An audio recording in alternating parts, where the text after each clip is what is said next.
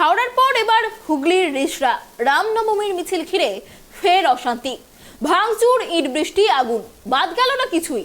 আবার আইন শৃঙ্খলা নিয়ে উঠল প্রশ্ন।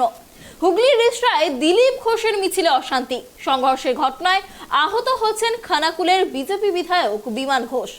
পরিস্থিতি সামাল দিতে গিয়ে জখম হয়েছে রিষড়া থানার ওসি সহ বেশ কয়েকজন পুলিশ কর্মী।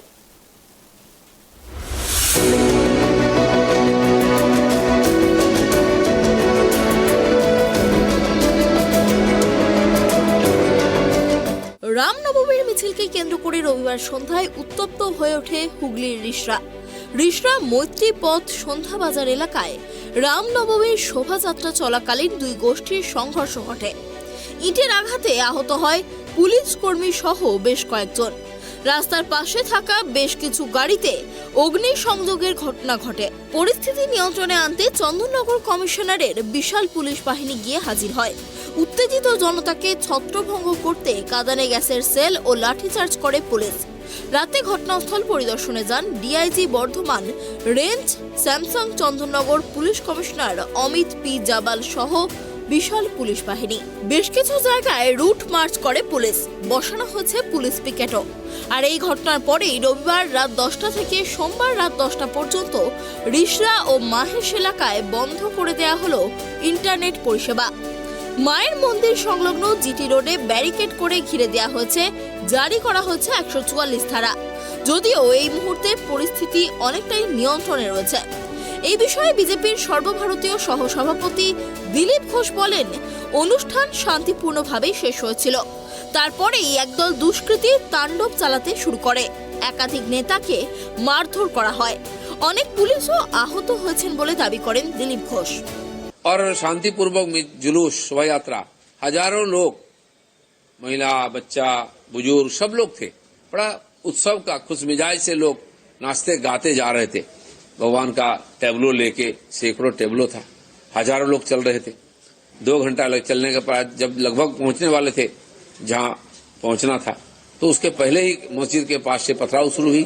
पूरा मोहल्ला से पत्थर आने लगा, गली गली से। काफी लोग और उसमें घायल हुए, सर फूटा, लहूलुहान हुए। मैं था, हमारे चारों तरफ पत्थर गिर रहे थे। हम मेरे साथ साथी एक विमान घोष करके हमारे एमएलए थे हुगली के, उनको चोट लगी सर पे, सर फूटा, उनका सिलाई हो रही है हॉस्पिटल में। इस प्रकार की भयंकर परिस्थिति निर्माण हुआ जिसमें हजारों लोग भागदौड़ करने लगे। पता नहीं कितने लोगों को चोट लगा, कौन कैसे गया अली गली में। और उस परिस्थिति मैं भी वहां रुक गया था लोग रोकने के लिए, लेकिन चारों तरफ आग लगा दिया गया। ईटा पत्थर, पुलिस टीयर गैस फेंकने लगा, आवाज होने लगी, बम की मेरे सामने गिरा। तो मजबूरी में हम भी वहां से निकले आग का ऊपर से। और अभी रास्ता में जब आ रहे थे वहां से आयोजकों के द्वारा खबर आ रहा था कि हम पुलिस प्रशासन संपर्क करने का प्रयास कर रहे हैं, कोई नहीं फोन उठा रहा है। যদিও এই বিষয়ে রাজ্যের মন্ত্রী শশী পাজা জানিয়েছেন, হুগলি জেলায় বিজেপির একটি শোভাযাত্রা ছিল, সেখানে বিজেপির কর্মী সমর্থকেরাই ভাঙচুর করেন দিলীপ ঘোষের নেতৃত্বে। সাধারণ মানুষের সম্পত্তি ভাঙা হয়েছে, আগুন লাগানো হয়েছে। বোঝা যাচ্ছে দিলীপ ঘোষ যা করলেন তা পূর্ব পরিকল্পিতই ছিল। অশান্তি ছড়ানোর বিষয়টা আগে থেকে পরিকল্পনা করেই করা হয়েছে। একটা শোভাযাত্রা ছিল এবং সেই শোভাযাত্রাতে আমরা দেখলাম যে তারা ভাঙচুর আরম্ভ করলো ভারতীয় জনতা পার্টি লোকেরা, সমর্থকরা, এবং নেতৃত্বে ছিলেন শ্রী দিলীপ ঘোষ। ভাঙচুর, ভ্যান্ডালিজম, মানুষের সম্পত্তি সেগুলো ভাঙা হয়েছে, অগ্নিসংযোগ করা হয়েছে। তাহলে বোঝা যাচ্ছে যে দিলীপ ঘোষ যেটা করলেন সেটা পূর্ব পরিকল্পিতই ছিল। এই অশান্তি ছড়ানোর বিষয়টাও পূর্ব পরিকল্পনা করেই করেছেন। ভারতীয় জনতা পার্টি হাওড়াতে যা করেছে রামনবমীর শোভাযাত্রার দিনে, সেদিন কেউ ভ্যান্ডালিজম করেছে। নবান্ন অভিযান বিগত দিনগুলোতে আমরা দেখেছি, সেটাতেও ছিল সমস্ত অস্ত্র এবং একেবারেই যেটাকে বলে ধ্বংসাত্মক একটা উদ্দেশ্য। ফলে দেখা যাচ্ছে যে এই কেন্দ্রীয় সরকার, ভারতীয় জনতা পার্টি যেখানে রয়েছে, সেইখানে তাদের মেয়াদকালে, তাদের শাসনকালেতে সমস্ত রকম রায়টের অর্থাৎ দাঙ্গার যে ঘটনাগুলো, সে সংখ্যাটা বেড়েছে। আর শুধু তাই নয়, তার সঙ্গে সাম্প্রদায়িক দাঙ্গাটাও বেড়েছে। এই ঘটনায় মুখ্যমন্ত্রীর বিরুদ্ধে ক্ষোভ প্রকাশ করেন হুগলির বিজেপি সাংসদ লকেট চট্টোপাধ্যায়। তিনি বলেন, রিষড়ায় যেভাবে রামনবমীর শোভাযাত্রায় হামলা হয়েছে এটা অত্যন্ত নক্কারজনক ঘটনা। দুদিন আগে হাওড়ায় শোভাযাত্রায় হামলা হয়েছিল। সবকিছু জানার পরেও কোনো পরিকল্পনা নেওয়া হয়নি। মুখ্যমন্ত্রী ধর্ণা মঞ্চ থেকে বলেছেন, আমি সবকিছু আগে জানতে পারি। তাহলে এটা আগে থেকে কেন জানতে পারলেন না উনি? এটা থেকে পরিষ্কার বোঝা যাচ্ছে পরিকল্পিতভাবে বিভিন্ন জায়গায় হামলা করা হচ্ছে। উনি পুরোপুরিভাবে একজনকে সমর্থন করছেন, আর বাকিরা বিপদে থাকবে।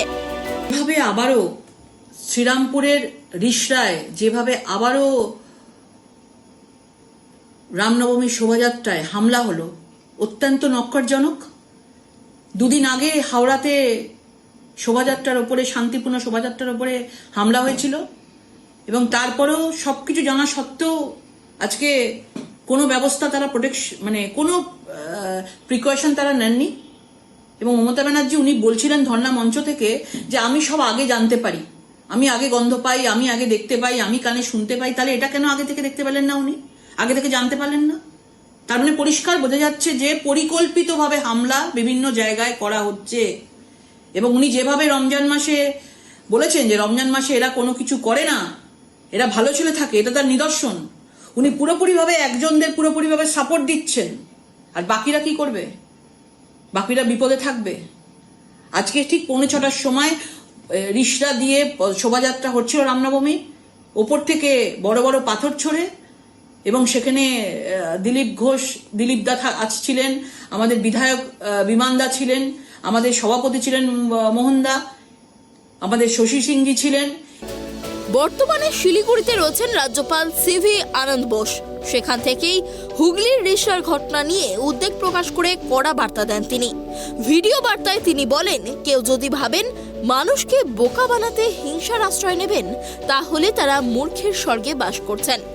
এমন শাস্তি দেয়া হবে যে দুষ্কৃতীরা তাদের জন্মদিনকে অভিশাপ দেবে। আগুন নিয়ে খেলার পরিণাম শীঘ্রই টের পাবেন আইন ভঙ্গকারীরা। গণতন্ত্রকে রক্ষা করতে রাজ্য পদক্ষেপ গ্রহণ করবে বলে জানিয়ে দেন রাজ্যপাল। তিনি আরো বলেন, গুন্ডা এবং দুর্বৃত্তদের লৌহ কঠিন হাতে দমন করা হবে। গণতন্ত্রকে বিপথে চালিত করা যাবে না। Derail democracy on the street. We are determined. The state is determined to put an end to this arson and looting. The lawbreakers and their abettors will soon realize they are playing with fire. Reinforcement of forces has already rushed to the spot.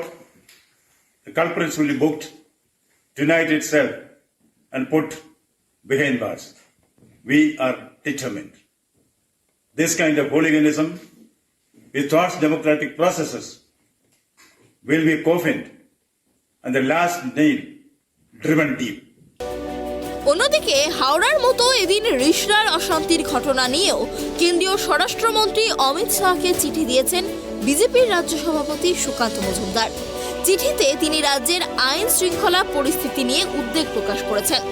এদিকে বিজেপির সর্বভারতীয় সহসভাপতি দিলীপ ঘোষকে এদিন phone করেন রাজ্যপাল CV আনন্দ বোস। প্রশাসন কড়া ব্যবস্থা নেবে বলেও আশ্বাস দেন তিনি। হুগলি থেকে সোমনাথ ঘোষের রিপোর্ট, ট্রাইব টিভি। এই বিষয়ে আরো বিস্তারিত কথা বলবো। আমাদের সঙ্গে রয়েছে আমাদের প্রতিনিধি সোমনাথ। দেখো, যেমনটা জানা যাচ্ছে যে রামনবমীর মিছিল ঘিরে আবারও উত্তেজনা দেখা গেল। আমরা দেখেছিলাম যে হাওড়ায় একটা অশান্তির বাতাবরণ তৈরি হয়েছিল, এবং এরপর একই ছবি দেখা গেল রিষড়ায়। ঠিক কি ঘটনা ঘটেছিল? হ্যাঁ দেখো অনন্যা, রিষড়া বামুরপাড় থেকে রামনবমীর শোভাযাত্রা শুরু হয়। ওখান থেকে শুরু হয়ে মহেশ অব্দি যাওয়ার কথা ছিল, কিন্তু তার মাঝেই মৈত্রীপদ ও সন্ধ্যাবাজার এলাকায় যখন শোভাযাত্রা এসে পৌঁছায়, তখন ওখান থেকে কিছু দুষ্কৃতীরা মিছিলকে কেন্দ্র করে ইট বৃষ্টি শুরু করে। সেই থেকেই উত্তেজনা ওখানে তৈরি হয়, বিভিন্ন ঝামেলা তৈরি হয়। পুলিশ ওখানে নিয়ন্ত্রণে আনতে গেলে কাঁদানে গ্যাস তেল ফাটিয়ে সেই নিয়ন্ত্রণে আনার চেষ্টা করে, এবং ওখানে পুলিশের বিভিন্ন কর্মী, ওসি সহ পুলিশের কর্মীরা আহত হন। এবং ওখান থেকে দিলীপ ঘোষকে কোনো রকম ভাবে ওখানে থেকে বের করে দেওয়া হলেও পুরসুরা বিধায়ক বিমান ঘোষ সহ বেশ বিজেপি কর্মী ওখানে আহত হয়। কি তাদেরকে শ্রীরামপুর ওয়ালস হসপিটালে তাদেরকে ভর্তি করে নিয়ে যাওয়া হয়। সেই ক্ষেত্রে চন্দননগর পুলিশ কমিশনার যখনই খবর পায়, সেখানে চন্দননগর পুলিশের পক্ষ থেকে সিপি অমিত পি জবলকি এবং ডিআইজি বর্ধমান রেঞ্জের শ্যাম সিং বিশাল পুলিশ বাহিনী নিয়ে এলাকায় টহল দেয় এবং ওখানে গতকাল রাত্রি 10টা থেকে আজ রাত্রি 10টা অবধি ইন্টারনেট পরিষেবা বন্ধ রেখেছে। এখন অবধি ঘটনাস্থলে 144 ধারা জারি করা রয়েছে এবং ওখানে পুরো পুরো জায়গাটা যেমন মৈত্রী পথ এবং সন্ধ্যাবাজার এলাকা পুরো থমথমে। সকালবেলায় CP Chandannagar police commissioner CP Amit P Javalgi টহল দিচ্ছে।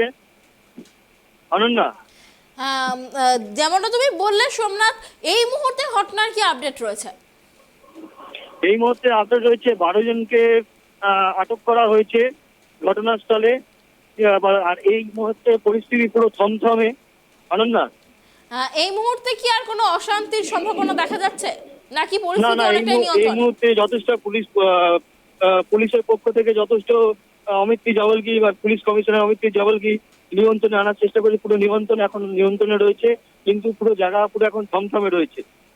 অনেক ধন্যবাদ সোমনাথ আমাদের সঙ্গে থাকার জন্য। আপনাদের আবারও একবার জানিয়ে রাখি, হাওড়ার পর এবার হুগলির রিষড়াতে রামনবমীর মিছিল ঘিরে ফের অশান্তির ছবি দেখা গেল এবং আজ এই ঘটনার জেরে 12 জনকে গ্রেপ্তার করা হয়েছে এবং সেখানে 144 ধারা জারি করা হয়েছে। সোমবার রাত পর্যন্ত সেখানে ইন্টারনেট পরিষেবাও ব্যাহত থাকবে।